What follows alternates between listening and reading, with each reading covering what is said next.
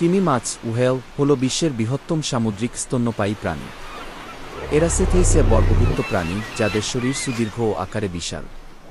তিমি মাছ দুইটি প্রধান ভাগে বিভক্ত: দাড়িওয়ালা তিমি, বেলিন ওয়েলস, ও দাঁতওয়ালা তিমি, টুথেড ওয়েলস। দাড়িওয়ালা তিমি, যেমন ব্লু হোয়েল, ব্লু হোয়েল, বিশ্বের সবচেয়ে বড় প্রাণী হিসেবে পরিচিত। অন্যদিকে দাঁতওয়ালা তিমির মধ্যে রয়েছে স্পার্ম হোয়েল, ওরকা, খেলোর হোয়েল ইত্যাদি। তিমি মাছ দেখতে মাছের মতো হলেও এরা মাছ নয়, কারণ এরা স্তন্যপায়ী।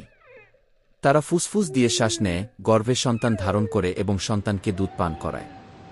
তিমিরা পানির ওপর ভেসে উঠে ব্লোহোল দিয়ে শ্বাস নেয়। কিছু প্রজাতির তিমি একটানা ৩০ থেকে ৬০ মিনিট পানির নিচে থাকতে পারে। তিমি সাধারণত ঝাঁকবদ্ধভাবে চলে এবং দীর্ঘ দূরত্ব অতিক্রম করে। এদের কিছু প্রজাতি প্রতি বছর হাজার হাজার কিলোমিটার পাড়ি দিয়ে উষ্ণ অঞ্চল থেকে ঠান্ডা অঞ্চলে পরিযায়ন করে। খাদ্য হিসেবে তিমি প্ল্যাঙ্কটন, ছোট মাছ এবং স্কুইড খায়। তিমি মাছের ডাক অত্যন্ত জটিল এবং দূরত্বে ছড়িয়ে পড়ে। এই ডাকের মাধ্যমে তারা যোগাযোগ করে। গবেষণায় দেখা গেছে তিমিদের ডাকের প্যাটার্নে সঙ্গীতের মতো ছন্দ থাকে, বিশেষ করে হামব্যাক তিমির ক্ষেত্রে।